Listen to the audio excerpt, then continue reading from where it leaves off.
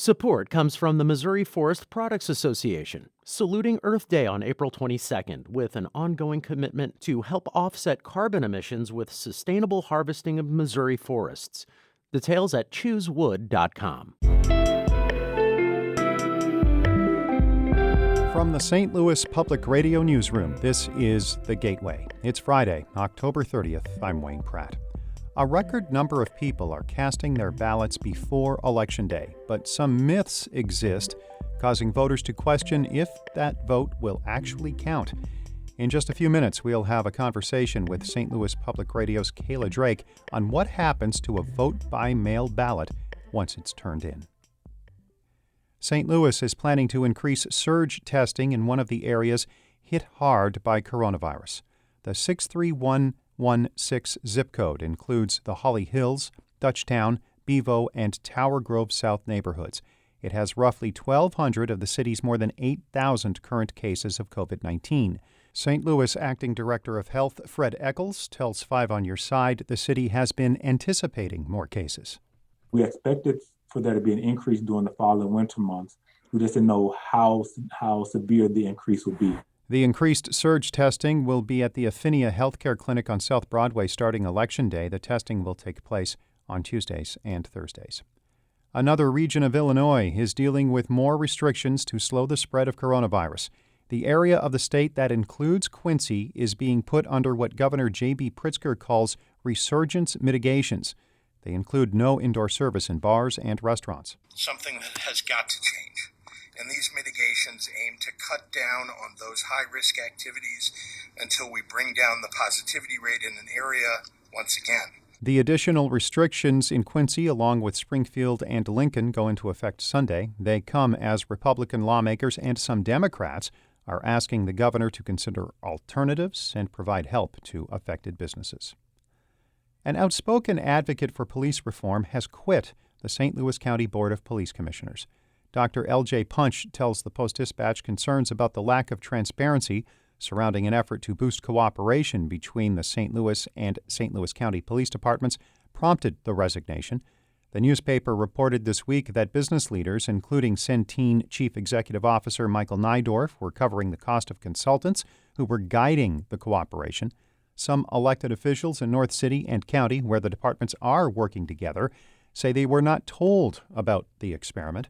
County Executive Sam Page nominated Punch to the police board in 2019. In a statement, Page called Punch an important part of the conversation on policing in our community. Page says he will start the nominating process for a replacement soon. 5 economic development organizations are combining to create a unified group called Greater St. Louis, Inc. It will focus on job creation, improving global competitiveness, and expanding equity. Enterprise Holdings Executive Chairman Andy Taylor will be the founding chair of Greater St. Louis, Inc. He says the individual groups have been successful, but he believes the region can benefit from a unified approach to economic development. The organizations have not failed. Maybe they have not achieved as much as they should. I would also say that the cities that we are competing with, the Minneapolis, the Indianapolis, the Nashvilles, frankly, have upped their game, and we've got to up our game. The combination of the Regional Chamber, Alliance STL, Civic Progress, Downtown STL, and Arch to Park is expected to take effect January 1st. Tony La Russa is headed back to the Chicago White Sox. He was hired yesterday to come out of retirement and guide the baseball team. La Russa previously managed the White Sox from 1979 to 1986. He eventually went on to guide the St. Louis Cardinals from 96 through 2011, where he clinched 2 World Series championships. The 76-year-old says the opportunity with the White Sox is the, quote, right time and the right place.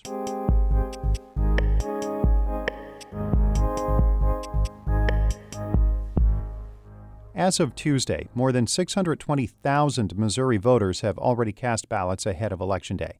That's a record. Many voters are steering clear of polls on Election Day to avoid coronavirus. I spoke with St. Louis Public Radio reporter Kayla Drake to clarify what happens to vote-by-mail ballots once you cast them. There's no doubt the pandemic has caused a seismic shift in American voting patterns, but some people still question how secure the election system really is. Kayla, I'm Canadian, so I can't vote. If I were a Missouri voter, what would actually happen to my absentee ballot once I turn it in? Well, I should say there is some variation from county to county, depending on the technology and staffing each election authority has. But I'm a St. Louis County resident, and here's the journey that my ballot takes. It starts with the county election authority receiving the ballots and taking them to a sorting room. First, the teams separate the ballots into batches based on the arrival date. Then they scan the barcode on each envelope to register it as received. They then double check the envelope is signed and has a notarized signature if one is required. If an envelope is missing a signature, election employees can still call the voter to come in to the election authority and fix it. So you're saying that if a ballot is incorrectly filled out, election officials will still try to contact you? They won't just discard the vote? Well, that depends. St. Louis County election officials told me that they would call and either ask you to fix your absentee or mail-in ballot in person at the Board of Elections office or just have you vote on Election Day. But I also talked with other counties who said they don't have the staffing levels to call people back. Back to those scanned and sorted ballots. What happens next? So ballots must sit in the room until 5 days before Election Day. So that was this past Thursday. And on Thursday, election workers in St. Louis County started opening the envelopes and scanning in the absentee and mail-in ballots to computers. And I should point out that these computers are not connected to the internet. So then these scans are saved onto USB flash drives and stored away until Election Day. So my ballot is scanned, verified, and stored before Election Day. What happens on Election Day? When does the vote actually get counted? Election officials cannot tally results until polls close at 7 p.m. on Election Day. That's Missouri law. Once those polls close, though, officials will insert the flash drives with the scanned ballots onto a computer to tabulate the results. Officials then download and publish updated reports continuously throughout the night. Throughout your reporting and talking with local election officials, what are some common myths you can debunk for listeners? Well, first, people often mistakenly believe that absentee ballots are only counted if the race is close, almost functioning as a tiebreaker of sorts. And that's false. In reality, absentee ballots are traditionally the first results posted for elections. And I've talked to many St. Louis area election officials who still plan on publishing vote-by-mail results first, even with the historic amount of ballots to process. And another myth I often hear is that people are concerned election judges will throw their votes away. And I get it. It's hard to relinquish your vote without physically inserting and seeing your ballot go in an election machine. But local election authorities have established safeguards to protect your vote-by-mail ballot. The main one is every ballot that is touched must be reviewed by a bipartisan team. So a Democrat and a Republican are holding each other accountable. And has Missouri made any extensions to accept ballots that arrive after Election Day? No, the rule is still the same. So any absentee or mail-in ballot that arrives after 7 p.m. on Election Day will not be counted. So if you still have your absentee ballot, drop it off to your local election authority in person. Don't mail it in.